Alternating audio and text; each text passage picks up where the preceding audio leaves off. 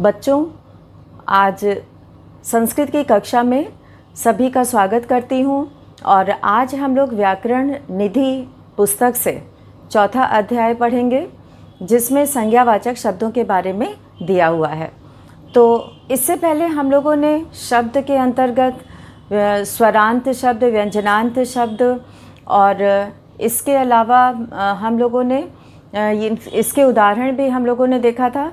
और यहाँ पर आज हम लोग एक वचन और लिंग इन दोनों के बारे में जानेंगे। संस्कृत में 3 वचन होते हैं और 3 लिंग होते हैं।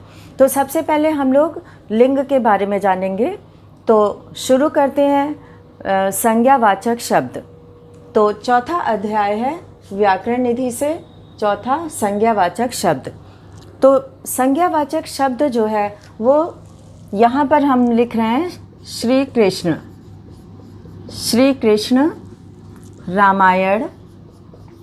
रामायण और यहाँ पे देवालय। तो ये जो शब्द हैं ये सार्थक शब्द हैं क्योंकि इनका एक अर्थ है। तो वर्णों के सार्थक समूह को शब्द कहते हैं, लेकिन अगर वो एक क्रम में न व्यवस्थित हों, न जुड़े हों, तो उनका कोई भी अर्थ नहीं निकलता। तो यहाँ पर श्री कृष्ण जो है वो देवता का नाम है, रामायण प्रसिद्ध पुस्तक का नाम है और देवालय जो है वो स्थान का नाम है। तो संज्ञावाचक शब्द वे होते हैं जो किसी व्यक्ति, वस्तु, स्थान या भाव के नाम को संज्ञा कहते हैं। तो यहाँ पे ये जो है वो संज्ञावाचक शब्द हैं जिसकी परिभाषा हम लोगों ने पहले भी पढ़ा था कि किसी व्यक्ति, वस्तु या स्थान के नाम को, व्यक्ति, वस्तु, स्थान या भाव के नाम को संज्ञा कहते हैं। भाव के नाम को संज्ञा कहते हैं और जो शब्द इस नाम को बताते हैं वे संज्ञावाचक शब्द कहलाते हैं। तो इस तरह से ये तीनों शब्द जो है वो संज्ञा का उदाहरण है और इससे पहले भी हम लोगों ने इस बारे में पढ़ा था। तो श्री कृष्ण, रामायण, देवालय ये सब नाम हैं, तो ये सभी संज्ञावाचक शब्द हैं। तो इसमें जो है हम लोगों ने ये भी देखा था कि स्वरांत और व्यंजनांत ये 2 तरह के शब्द होते हैं। ऐसे शब्द जिसके अंत में स्वर आता है वे स्वरांत कहलाते हैं और जिसके अंत में व्यंजन आता है वे व्यंजनांत कहलाते हैं। तो यहाँ पे हम लोग उदाहरण केवल देखेंगे स्वरांत का। स्वरांत में जैसे गज, अश्व ये स्वरांत के उदाहरण हैं। और व्यंजनांत, तो व्यंजनांत में जो है यहाँ पे चंद्रमस जो है वो, विध्वस जो है वो, ये सभी शब्द जो है वो व्यंजनांत शब्द का उदाहरण है। तो इस तरह से हम लोगों ने देखा कि संज्ञा शब्द क्या होते हैं और स्वरांत और व्यंजनांत शब्द क्या होते हैं। अब हम लोग देखेंगे कि संस्कृत में जितने भी शब्द होते हैं वो किसी न किसी लिंग में होते हैं और संस्कृत में 3 लिंग होते हैं। तो यहाँ पर हम लोग लिंग के बारे में जानेंगे। तो सबसे पहले संस्कृत में 3 लिंग होते हैं जिसमें कि पुरुष जाति का बोध कराने वाले शब्द को पुल्लिंग कहते हैं और स्त्री जाति का बोध कराने वाले शब्द को स्त्रीलिंग कहते हैं। तो इसमें जो है हम लोग देखेंगे कि लिंग। अब हम लोग लिंग के बारे में यहाँ जानेंगे और संस्कृत में जो है वो 3 लिंग होते हैं। ये सभी जानते हैं संस्कृत में 3 लिंग होते हैं और इनका नाम यहाँ पर हम लिख रहे हैं। 3 लिंग होते हैं। इसमें है सबसे पहला है पुल्लिंग। यहाँ पे सबसे पहले पुल्लिंग आता है जो पुरुष जाति का सूचक होता है और उसके बाद है दूसरा दूसरा है स्त्रीलिंग जो स्त्री जाति का बोध कराता है। तो स्त्रीलिंग दूसरा इसका लिंग का भेद है। और तीसरा है नपुंसक लिंग। तो नपुंसक लिंग जो है वो स्त्री जाति पुल्लिंग और स्त्रीलिंग से पृथक किसी अन्य लिंग का बोध कराने वाले जो शब्द होते हैं वो नपुंसक लिंग कहलाते हैं। तो यहाँ पर हम लोग सबसे पहले देखेंगे पुल्लिंग शब्द।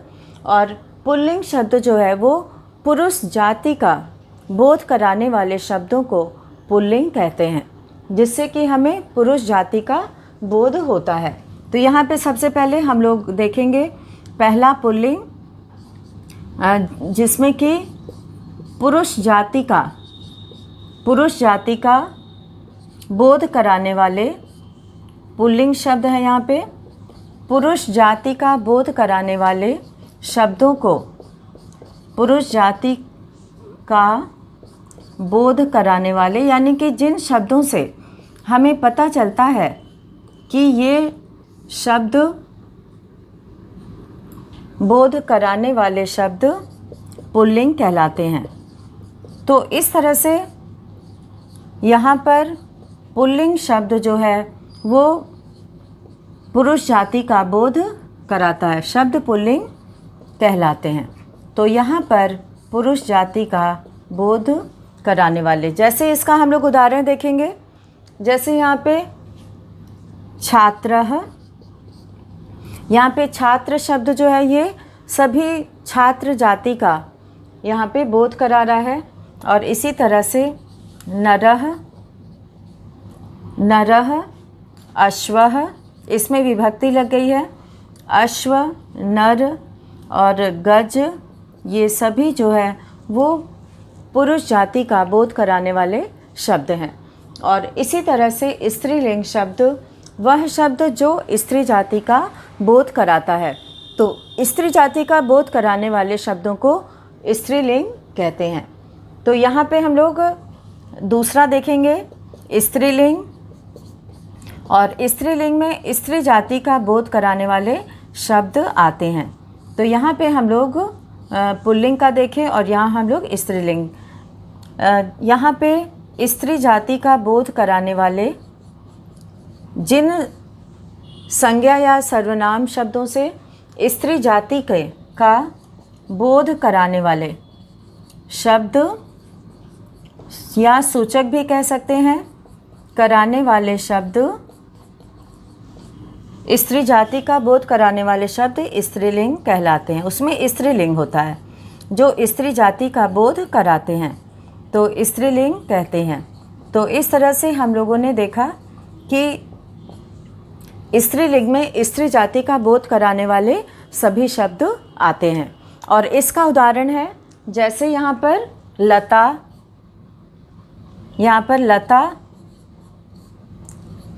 सुधा, बालिका, ये बालिका आदि ये शब्द जो है वो स्त्रीलिंग का बोध कराते हैं। तो इसीलिए ये सभी शब्द स्त्रीलिंग में आते हैं। और इस तरह से हम लोगों ने देखा पुल्लिंग शब्द और स्त्रीलिंग शब्द। पुल्लिंग शब्द और स्त्रीलिंग शब्द के अलावा संस्कृत में तीसरा लिंग होता है नपुंसक लिंग। नपुंसक लिंग वह लिंग होता है जो पुल्लिंग और स्त्रीलिंग के से पृथक किसी अन्य लिंग का बोध कराता है। और हिंदी में और इंग्लिश में नपुंसक लिंग का प्रयोग नहीं होता है। तो यहाँ पर ये दो लिंग की जगह पर हिंदी में जहाँ दो लिंग हैं, संस्कृत में वहाँ पर तीन लिंग हैं। तो अब हम लोग नपुंसक लिंग के बारे में जानेंगे। और नपुंसक लिंग का उदाहरण जैसे पत्र, फल, पुष्प, पुस्तक, ये सभी जो है वो नपुंसक लिंग का उदाहरण है। तो नपुंसक लिंग में हम लोग देखेंगे कि नपुंसक लिंग किसे कहते हैं। ये तीसरा है। तो यहाँ पे हम लोग देखेंगे कि नपुंसक लिंग किसे कहते हैं। और संस्कृत में नपुंसक लिंग जो है वो पुल्लिंग और स्त्रीलिंग से पृथक और स्त्रीलिंग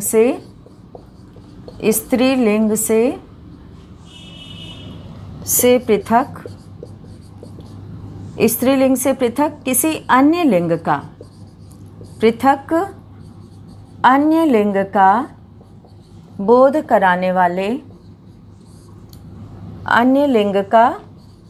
बोध कराने वाले शब्द नपुंसक लिंग कहलाते हैं।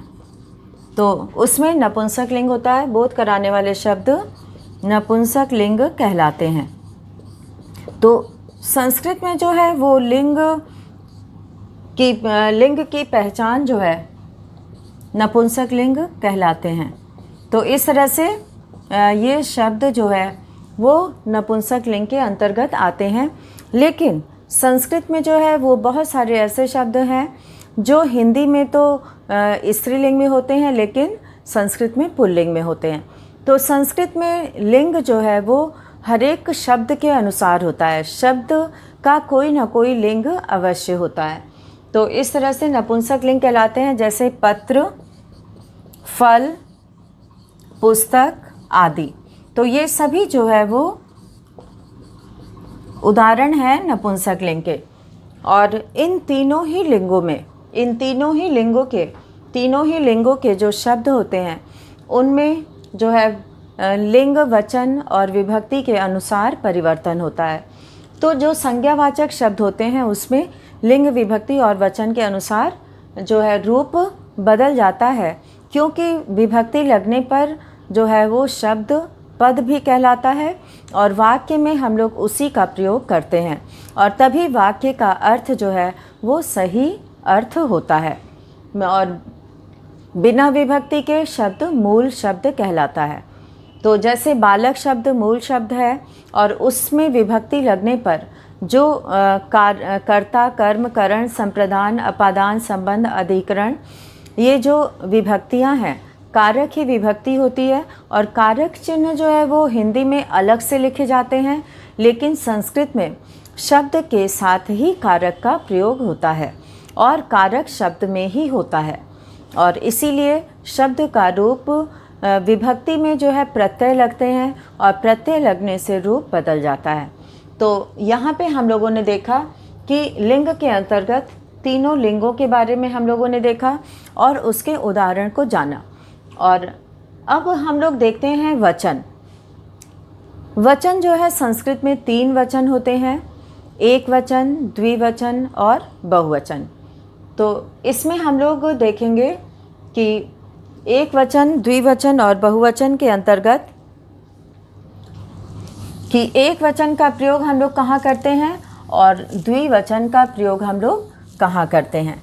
तो इसमें जो है वो 3 वचन होते हैं। हिंदी में 2 ही वचन होते हैं, एक वचन और बहुवचन, और इसीलिए हम लोग है और हैं का केवल प्रयोग करते हैं। तो संस्कृत में जब अर्थ बताते हैं तो है के लिए एक वचन में है का प्रयोग करते हैं और द्विवचन और बहुवचन में भी उसका अर्थ बताने के लिए हैं का प्रयोग करते हैं। तो यहाँ पे हम लोग अब देखेंगे कि वचन, संस्कृत में 3 वचन होते हैं। यहाँ पे हम लोग पढ़ने जा रहे हैं, संस्कृत में 3 वचन होते हैं और 3 वचन होते हैं और विभक्ति इसमें जो है वो संज्ञा, सर्वनाम आदि जो शब्द होते हैं और धातु रूप के जो शब्द होते हैं उन सब में तीनों वचनों का प्रयोग होता है। तो यहाँ पर हम लोग देखेंगे, पहला है एक वचन, तो एक वचन, और दूसरा है द्विवचन। द्विवचन 2 के लिए प्रयोग होता है और बहुवचन 2 से अधिक के लिए बहुवचन का प्रयोग होता है। तो सबसे पहले हम लोग एक वचन देखेंगे। एक वचन यानी कि किसी भी प्राणी या वस्तु की एक संख्या होने पर, एक वचन किसी व्यक्ति, किसी प्राणी या वस्तु की एक संख्या होने पर, अगर वो संख्या में एक है, एक संख्या होने पर एक वचन का प्रयोग किया जाता है। होने पर एक वचन का प्रयोग करते हैं।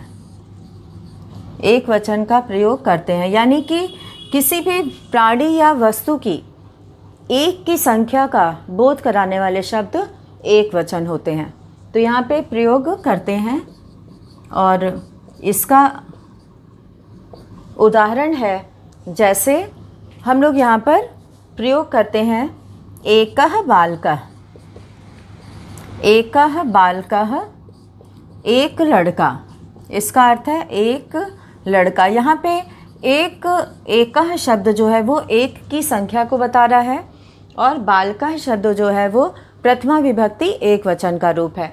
तो यहाँ पर एक लड़के का को बताने के लिए, इसका बोध कराने के लिए एक वचन का प्रयोग किया गया है।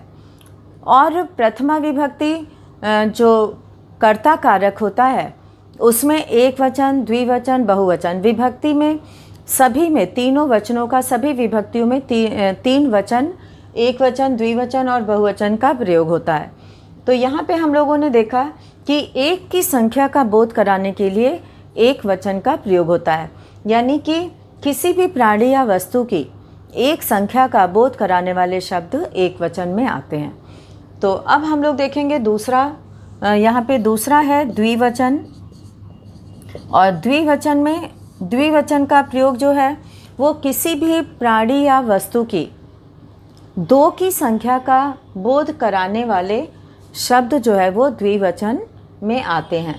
तो किसी भी प्राणी या वस्तु की संख्या दो होने पर द्विवचन का प्रयोग किया जाता है।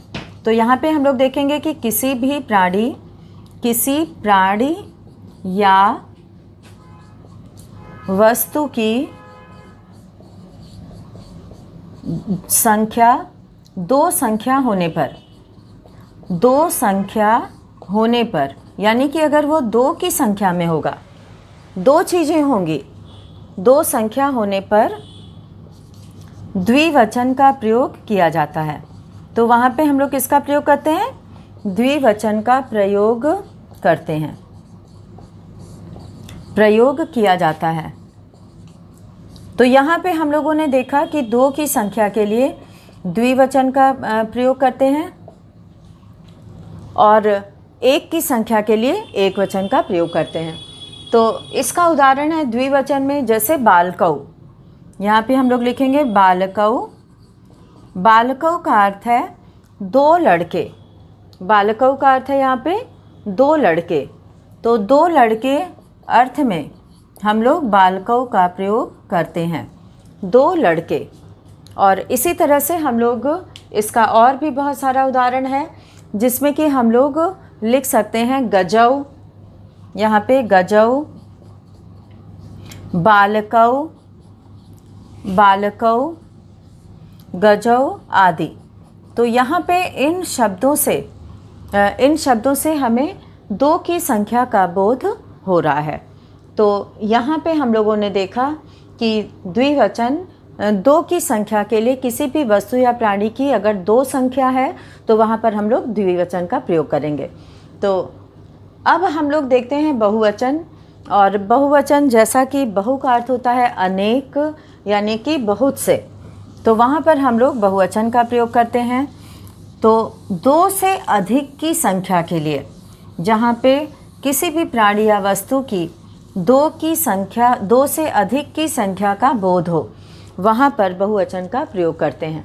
तो यहाँ पे हम लोग तीसरा देखेंगे बहुवचन। तो बहुवचन में हम लोग देखते हैं कि किसी भी प्राणी या वस्तु के दो से अधिक संख्या होने पर, किसी भी प्राणी या वस्तु की दो से अधिक संख्या होने पर, दो से अधिक संख्या होने पर बहुवचन का प्रयोग किया जाता है। तो जैसा कि ये नाम से ही समझ में आता है, बहुवचन का प्रयोग किया जाता है। तो इस तरह से 2 से अधिक की संख्या होने पर जो शब्द, जिन शब्दों से 2 से अधिक की संख्या का बोध हो वो बहुवचन में आते हैं, तो प्रयोग किया जाता है। तो यहाँ पे हम लोगों ने देखा कि संस्कृत में 3 वचन है, एक वचन, द्विवचन और बहुवचन।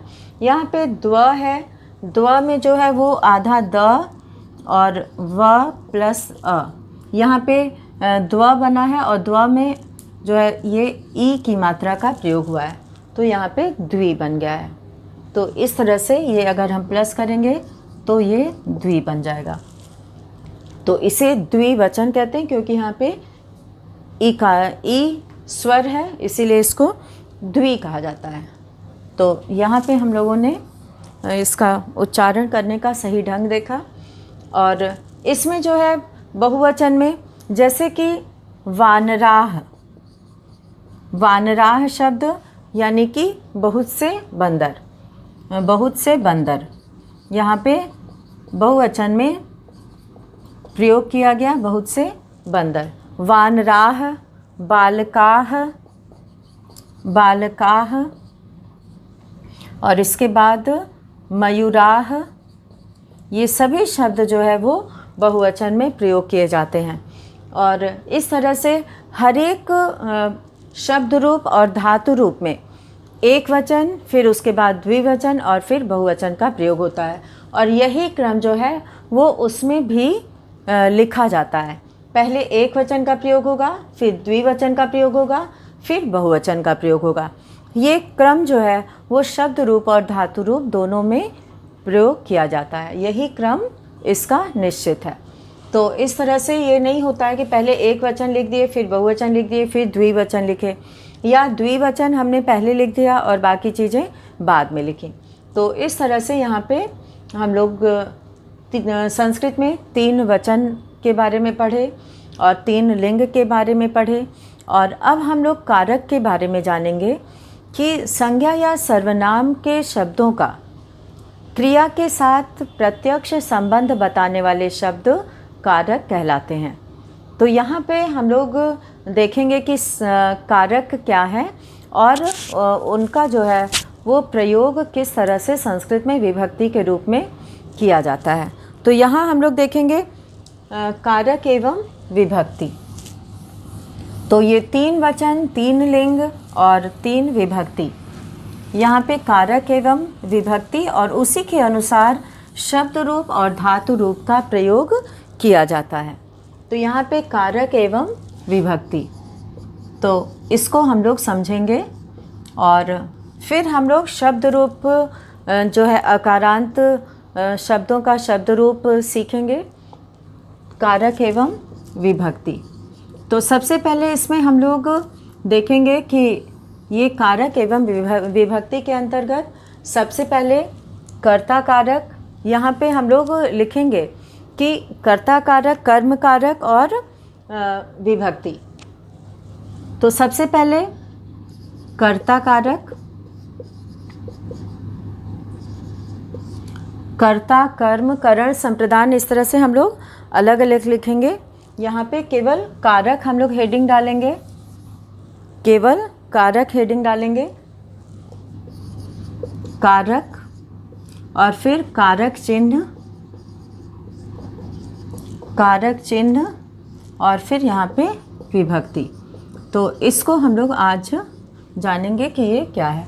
तो कर्ता जो है वो सबसे पहले है और कर्ता का जो है कारक चिन्ह होता है, यहाँ पे कर्ता का कारक चिन्ह, यहाँ पे हम लोग पहले सारे कारक लिखेंगे और इसके बाद कर्ता ने, और विभक्ति यहाँ पे प्रथमा, प्रथमा विभक्ति का प्रयोग होता है। कर्ता, कर्म, करण, संप्रदान, अपादान, संबंध, संबंध और अधिकरण, और फिर संबोधन, अधिकरण और संबोधन। यहाँ पे संबोधन का प्रयोग होता है। हे, अरे, ये सारे शब्द संबोधन के होते हैं। कर्ता ने, फिर कर्म को, करण से के द्वारा और संप्रदान के लिए अपादान से, ये अलग होने के अर्थ में होता है। अपादान का प्रयोग अलग होने के लिए, अलग होने में इसका प्रयोग होता है। और संबंध का, के और की, और अधिकरण में, पर, और संबोधन में हे, अरे, हे और भो, इन सब का प्रयोग होता है। और यहाँ पे कर्म कारक में यहाँ पे द्वितीया विभक्ति होती है, द्वितीया, तृतीया, तृतीया, और फिर इसके लिए चतुर्थी, चतुर्थी, पंचमी, पंचमी के बाद षष्ठी, और फिर सप्तमी।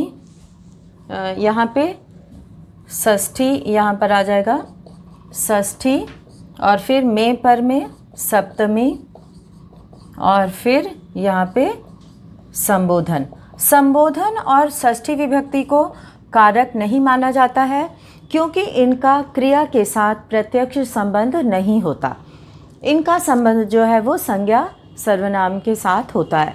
तो इसीलिए यहाँ पे संबंध कारक को जो है वो विभक्ति के अंतर्गत यहाँ पे नहीं माना जाता है, और इसमें जो है ये दो कारक जो है वो नहीं माने जाते हैं। अब हम लोग इसको समझेंगे कि सबसे पहले कर्ता कारक है। कर्ता कारक का कारक चिन्ह होता है ने। तो यहाँ पे जैसे बालकः, बालकः का अर्थ हो गया बालक ने, लड़के ने। तो इसमें जो है वो एक वचन, द्विवचन और बहुवचन तीनों का ही प्रयोग होगा। ये सभी विभक्तियों में, ये जितनी विभक्तियाँ हैं इन सब में तीनों वचन का प्रयोग होगा। और कर्म कारक यानी कि कर्म कारक में द्वितीय विभक्ति का प्रयोग होता है, और इसका कारक चिन्ह है को। जब हमें को बोलना होता है कारक चिन्ह के लिए बालक को, तो वहाँ पे हम बालकम शब्द का प्रयोग करते हैं। और इसी तरह से यहाँ पे एक हम ये पूरा समझने के बाद एक रूप जब सभी बच्चे याद करेंगे तो उनका प्रयोग करना समझ में आएगा कि उन शब्दों का कैसे प्रयोग करते हैं, उसे सीखना होगा। तो करण कारक से, के द्वारा, ये तृतीया विभक्ति में, करण कारक में तृतीया विभक्ति होती है। और इसमें के द्वारा, जैसे सह नेत्रेण रामः कलमेन लिखति, रामः कलमेन लिखति, राम कलम से लिखता है। तो यहाँ पर लिखने में जो है वो जो सहायता करता है उसमें ये तृतीया विभक्ति का प्रयोग होता है। और अब यहाँ पर है संप्रदान कारक, के लिए अर्थ में संप्रदान कारक का प्रयोग करते हैं, और इसमें चतुर्थी विभक्ति होती है।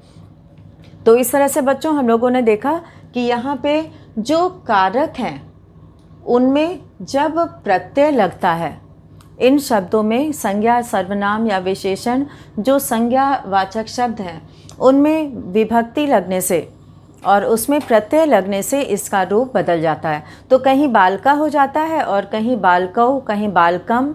तो इस तरह से विभक्ति के अनुसार उसमें परिवर्तन होता है। तो संप्रदान कारक के लिए अर्थ में प्रयोग होता है और इसमें चतुर्थी विभक्ति होती है।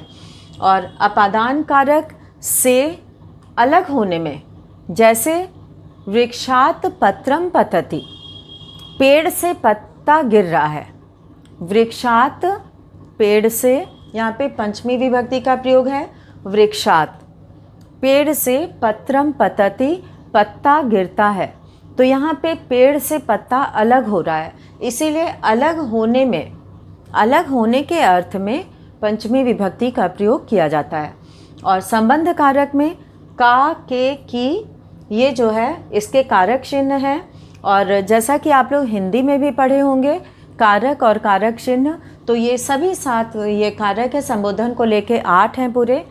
और यहाँ पर इसी के को जो है वो यहाँ पे संस्कृत में विभक्ति जो है प्रत्यय लगने पर, और इसमें जो है रूप परिवर्तन होता है शब्द का। और संबंध का, के, की, जैसे बालकस्य, बालक की, रामस्य, राम की। तो यहाँ पे पुत्रस्य, पुत्र की, तो का, के, की इसका कारक चिन्ह है और इसमें षष्ठी विभक्ति का प्रयोग होता है। और अब हम लोग देखेंगे अधिकरण में पर।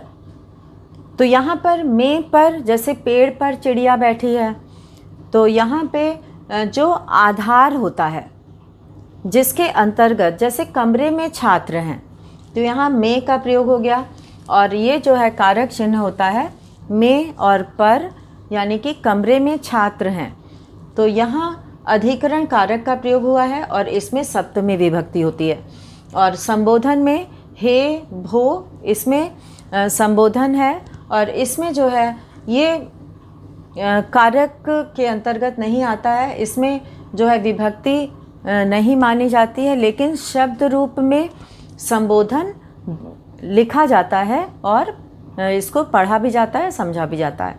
तो संबोधन और संबंध जो है वो विभक्ति में लिखा जाता है शब्द रूप में। तो बच्चों, आज हम लोगों ने सीखा कि शब्द, तीन लिंग, तीन वचन, और इसके बाद हम लोगों ने देखा कि कारक और विभक्ति, कारक एवं विभक्ति क्या है। तो ये सारी चीज़ों के बारे में हम लोगों ने जाना और इसके कारक चिन्ह जिसके लिए इन विभक्तियों का प्रयोग किया जाता है। लेकिन संस्कृत में विभक्ति जो है वो शब्द में ही लगी रहती है। जैसे हिंदी में हम लोग बोलते हैं कि राम के लिए, जहाँ एक उदाहरण हम यहाँ लिखना चाहेंगे, राम के लिए, राम के लिए। तो यहाँ पे हिंदी में ये तीन शब्द का, एक, दो, तीन शब्द का प्रयोग हुआ, लेकिन संस्कृत में जो है इसके लिए रामाय, रामाय शब्द का, एक शब्द का प्रयोग होगा। तो ये विशेषता है संस्कृत भाषा की। तो हमें उम्मीद है बच्चों कि सबको बहुत अच्छे से समझ में आ गया होगा और आज का ये वीडियो हम यहीं समाप्त करते हैं। सभी बच्चे इसे पढ़ेंगे, पाठ 4 के अंतर्गत संज्ञावाचक शब्द, और उसका अभ्यास करेंगे। धन्यवाद।